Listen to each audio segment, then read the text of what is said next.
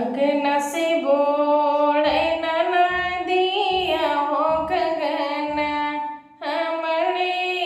बहो गगना हमने बहे हो मोरी भाभी तोरे भय है ललनवा हो गगनवा हमने बहे हो मोरी भाभी तोहरा के भाई है ललनवा हो गगनवा हमने बहे हो भीतर से बोली भौजैया हो ससुर जी सुन ले हो ससुर जी सुन ले हो मोरे ससुरो दई दे हो अपन ट्रैक्टरवा हो गगनवा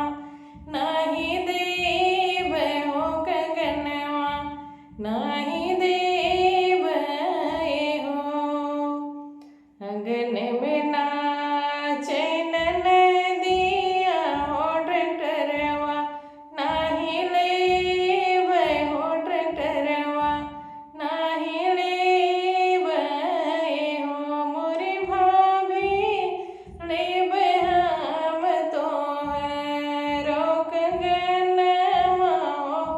भतीजवा खिलाई हो भतीजवा खिलाई हो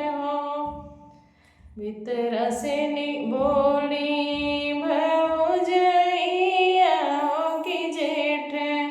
सुन ले हो कि जेठ